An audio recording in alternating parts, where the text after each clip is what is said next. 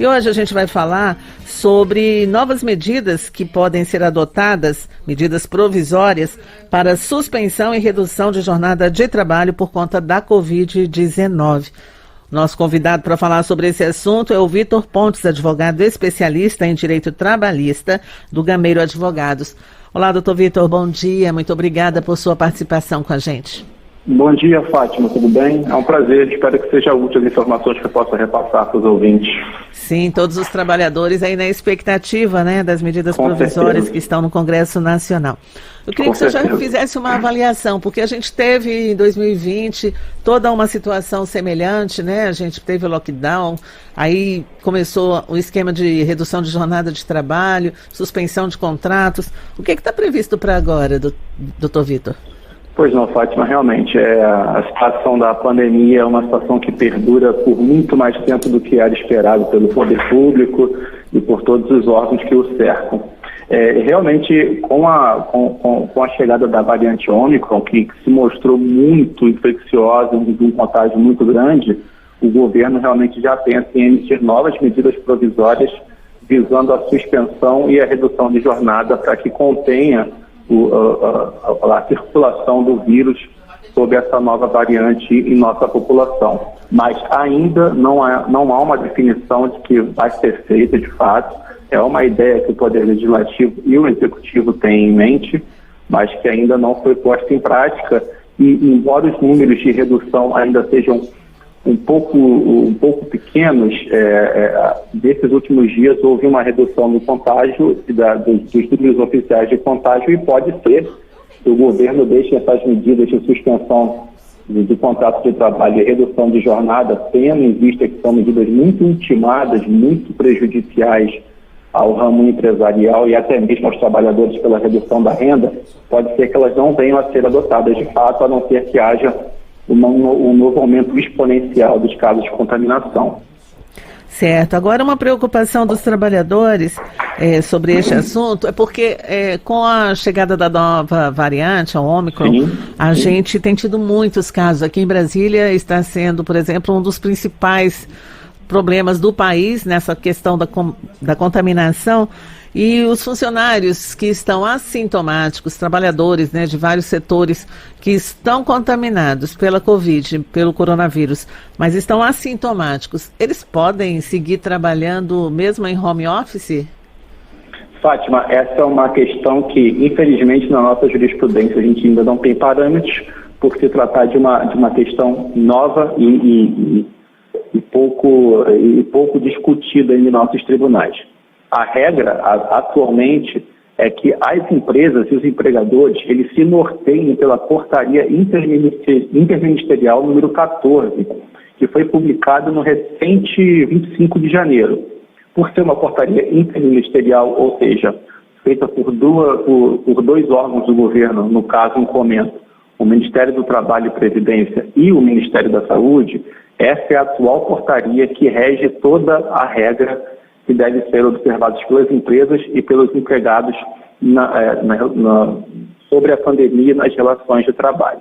Acerca da sua pergunta, objetivamente, os empregados que estiverem assintomáticos, que tiverem com um resultado positivo para a Covid-19, é recomendado que seja analisado o que consta de fato em seu relatório médico. Caso haja a indicação de repouso para que esse empregado se recupere totalmente da moléstia da Covid, é indicado que, mesmo em home office, para que não haja circulação do vírus em sociedade, ele não desempenha suas funções, pois é incompatível com a indicação de repouso, uma vez que o empregado, mesmo em home office, está ativo física e psicologicamente com a cabeça em seu trabalho, não sendo possível um repouso para se recuperar totalmente da doença. Certo. Agora, como advogado trabalhista, né, especializado em direito trabalhista, como é que o senhor avalia toda essa situação para o trabalhador, né? Desde o início da pandemia, com toda a crise que a gente ainda não conhecia bem, com a expectativa de que fosse uma coisa passageira, né? E não que durasse tanto. Aí teve redução de jornada, teve lockdown, muita gente perdeu o emprego. Qual a sua avaliação desse quadro todo? Exatamente, Fátima, muito bem colocado. Tem sido, no mínimo, muito desafiador trabalhar no excelente ramo do direito do trabalho nesses momentos. A pandemia foi nefasta, acho que é dispendioso falar sobre os efeitos dela em toda a sociedade, e nas relações de trabalho não foi diferente, infelizmente. Os trabalhadores tiveram, com as medidas que o governo oportunamente tomou, né, de redução de jornada e suspensão de contratos de trabalho, embora a saúde desses empregados tenha sido intactas, preservadas, eles tiveram com essas medidas uma redução muito grande de salários e vencimentos que já costumam ser diminutos e insuficientes para a manutenção de uma vida saudável em família. E para as empresas também foi nefasto a perda de mão de obra. Tem funções que, infelizmente, não comportam o trabalho em home office, tem funções que não é possível ser feita à distância, de casa ou em outro local que não a sede da empresa, e foi muito possível, ainda com esse crescimento da variante Ômicron, perceber que os efeitos têm sido nefastos nas relações de trabalho, infelizmente, mas a gente espera que seja o início de um fim, como alguns especialistas têm dito sobre essa variante. Tá certo. Agora, o senhor que também está dentro de um escritório especializado no direito trabalhista, tem aumentado muito o número de ações de pessoas que estão se sentindo, pessoas trabalhadores, no caso, que estão se sentindo lesados de alguma forma, empresas que não cumpriram o acordo feito inicialmente? Sim, Fátima, consideravelmente. Muitas empresas usaram essas medidas que o governo federal adotou, as medidas provisórias que foram feitas em 2020 e 2021, para burlar a legislação e aviltar direitos dos trabalhadores e retirar dinheiro do erário também. Foi muito comum as empresas só anotarem uma suspensão de contrato, falsificarem, sendo que o trabalhador continuava prestando os seus serviços, mas recebendo o dinheiro à época do Ministério da Economia, que era o responsável pelos pagamentos. Ou seja, havia uma burla expressa para que o pagamento dos empregados fosse feito pelo poder público e não pelos empregadores. Constava a suspensão do contrato de trabalho, mas a empresa não afastava, em completo vilipêndio aos direitos desses trabalhadores e da sociedade em geral, porque era um dinheiro que vinha do poder público. Foi muito comum isso acontecer, a gente tem lidado muito com isso no dia a dia. E agora, daqui para frente, qual é a expectativa de vocês, profissionais do setor em defesa dos trabalhadores em geral? Se o Congresso Nacional tem dedicado bastante tempo a resolver questões geradas pela pandemia, né? A gente tem acompanhado e são muitas medidas provisórias, muitas soluções que o governo tenta criar. Qual é a sua expectativa sobre as possibilidades para o trabalhador? A gente tende a manter algumas dessas medidas que já foram estabelecidas, ou o senhor acredita que até o final desse ano a gente vai ter de volta o modelo tradicional e as pessoas não vão ter mais essa redução de jornada? Tudo, claro, dependendo de como vai caminhar a pandemia. Mas, juridicamente falando, é possível perpetuar por muito tempo essa situação? Fátima, juridicamente falando, embora não seja possível a gente tentar vislumbrar um cenário à frente, já existiram mudanças que vão ficar de vez no cenário jurídico do nosso país. Como, por exemplo, a distribuição de máscaras e colocação nos ambientes de trabalho de álcool em gel, por exemplo, e essa atenção que o empregador deve ter com os empregados na higienização desses empregados é uma questão que veio para ficar. As máscaras, em algumas profissões que não as normais, já é considerado um equipamento de proteção individual.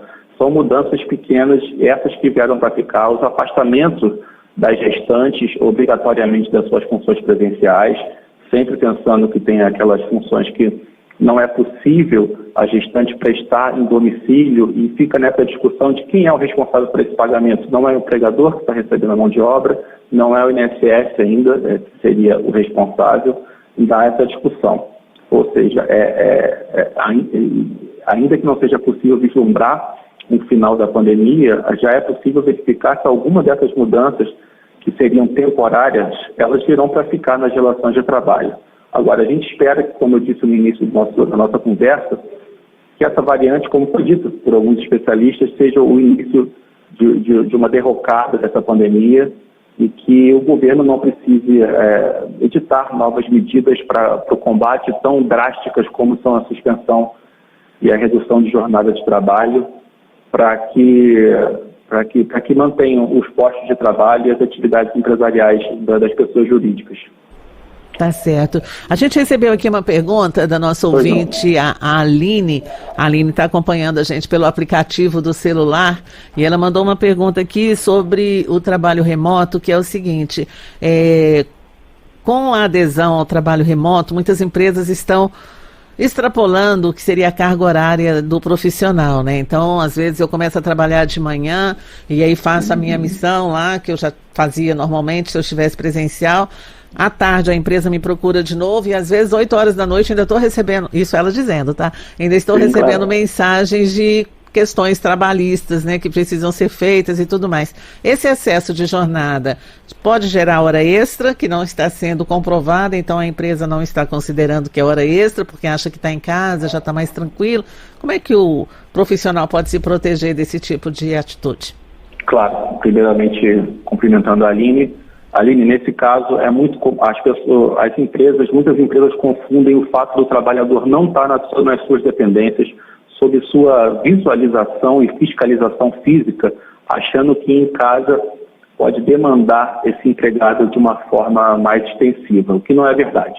Mesmo à distância, a modernidade, como nós sabemos, ela permite que a carga horária do empregado seja controlada através de aplicativo, de ponto eletrônico, de um aviso por e-mail de que está iniciando e terminando a sua jornada. Ou seja, no fato de estar trabalhando em domicílio, longe do estabelecimento do empregador, não quer dizer que a carga horária do empregado tenha que ser respeitada. Havendo um extrapolamento, como me parece ser o caso da Aline, as horas extras devem ser pagas, ou se for o caso de adoção de banco de horas na empresa, sejam adicionadas ao banco de horas desse empregado.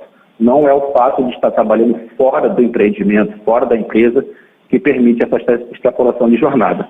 Há também uma discussão muito moderna hoje em dia, tendo em vista o advento do WhatsApp e demais programas de comunicação em tempo real, a questão do direito de desligamento desses empregados, que é muito importante para a sua recuperação psicossomática de uma jornada de trabalho para outra. São questões que envolvem muita discussão. Mas, para ser objetivo, havendo o controle de jornada da empresa, tem que ser respeitada a carga horária e, ultrapassando, tem que ser pago as horas extras ou adicionado ao banco de horas. Agora, só para a gente completar, outro dia a gente estava num debate com alguns profissionais, porque algumas empresas também estão se sentindo ameaçadas, porque o funcionário que está em casa, o trabalhador, o profissional, ele está lá. Aí ficou 6 da tarde, 7 horas, ele lembra de um assunto importante e manda uma mensagem aí por uma rede social, manda um e-mail, 8 da noite, lembrou de alguma coisa que tinha esquecido de dia, manda a mensagem. Isso depois pode ser usado contra a empresa, e aí como que a empresa, nesse caso, vai se defender, mesmo que ela diga, olha, não trabalhe à noite, não mande mensagem no domingo o dia inteiro, não faça isso, e a pessoa faz. Perfeito, Fátima. Essa é uma questão que realmente foi muito discutida, principalmente no início da implementação em massa da jornada em residência. Essa questão tem que ser discutida entre empresa e empregado. A partir do momento em que o empregado faz uma atividade que não esteja na sua jornada, a empresa deve adverti-lo de forma expressa, por e-mail, por mensagem, de que ele não se ative fora de sua jornada de trabalho, e a reiteração dessa conduta pelo empregado pode acabar gerando penalidades maiores, como a advertência por escrito ou oral, a suspensão do contrato de trabalho, e não cessando esse movimento do empregado que está sendo repudiado pela empresa, a reiteração dessa conduta pode culminar numa justa causa também. É uma situação bem polêmica, né? Bem complexa, muito tem que conversar. Mas a partir do momento em que a empresa deixa claro uma regra de conduta de que ele não se ative fora do seu horário de trabalho, ele não pode descumprir essa orientação que a empresa está passando de forma expressa. É verdade. Olha, a gente teria muita conversa ainda aqui. Com certeza, seria um prazer. O tempo é muito curtinho, mas de qualquer forma a gente agradece muitíssimo a sua disponibilidade e foram ótimos esses esclarecimentos. Vamos voltar a conversar em outra oportunidade, viu, doutor Vitor? Será um grande prazer, Fátima. Estendo meus cumprimentos a todos os ouvintes. Muito obrigada, um grande abraço, ótimo fim de semana. Um abraço, igualmente. Tchau, tchau. Nós conversamos com o doutor Vitor Pontes, que é advogado especialista em direito trabalhista, sobre a possibilidade de outras medidas provisórias para disciplinar o trabalho, a redução de jornada, trabalho remoto por conta da Covid-19.